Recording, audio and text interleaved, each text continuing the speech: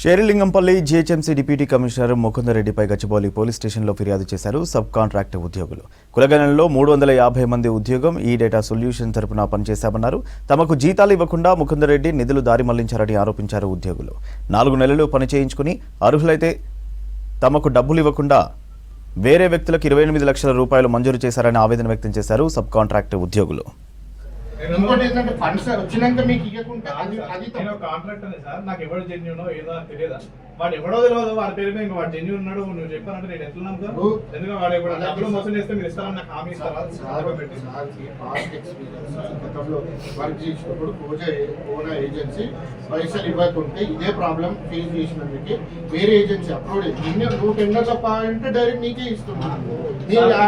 ఆ టెండర్ లో నీ పేరు లేదు కాబట్టి ఎస్ఎస్ ఎంటర్ప్రైజెస్ అని చెప్పేసి బ్రదర్ ఒక జిహెచ్ఎంసీ సర్వే కోసం సోషియో ఎకనామిక్ సర్వే అని చెప్పేసి ఇంటింటికి తిరిగి కులగణన చేసి అరౌండ్ ఒక 300 మంది యువకులు దీంట్లో యాక్టివ్గా పార్టిసిపేట్ చేసి ఫామ్స్ అనేది డిజిటలైజేషన్ చేసి వీళ్ళకి ఎంప్లాయీస్ ఐడీస్ ఇచ్చేసి వీళ్ళని ఒక 3-4 మంత్స్ కోసం హైర్ చేసుకొని వీళ్ళకి డబ్బులు ఇస్తామని చెప్పేసి 300 మంది అన్ఎంప్లాయిడ్ యూత్తోని ఈరోజు స్థానిక డీసీ ముకుంద్ రెడ్డి గారు ఫ్రాడ్ చేయడం జరిగింది.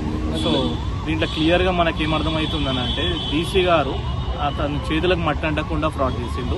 అరౌండ్ 28 lakhs రూపీస్ దారి మళ్ళీ ప్రభుత్వం యొక్క డబ్బుని మీడియేషన్ పని చేసిన వాళ్ళు ఒకళ్ళు ఉంటే వాళ్ళని మొత్తం అవుట్ స్మార్ట్ చేసి అతనికి నచ్చిన కంపెనీని అసలు నోవేర్ థర్డ్ కంపెనీని తీసుకొని వచ్చి దీంట్లో ఇన్వాల్వ్ చేసి డబ్బులు కొట్టేద్దామని క్లియర్గా చీటింగ్ అండ్ ఫ్రాడ్ చేసిండు.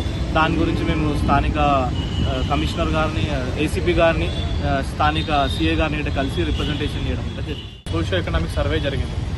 ఆ సర్వేలో అప్లికేషన్ ఫామ్స్ అన్ని ఆఫ్లైన్ ఫామ్స్ అన్ని మాన్యువల్ డిజిటలైజేషన్ మాకు ఇచ్చారు. మాది ఎస్ఎస్ ఎంటర్ప్రైజెస్.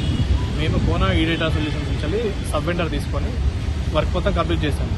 మేము వర్క్ మొత్తం కంప్లీట్ చేసిన తర్వాత ఆ వర్క్ వేరే వాళ్ళు కంప్లీట్ చేశారని చెప్పేసి అక్కడ ఉన్న deputy commissioner Serilingampally deputy commissioner Mukund Reddy గారు వేరే వాళ్ళు వర్క్ చేశారని చెప్పేసి వాళ్ళకి సర్టిఫై చేసి ఇచ్చారు.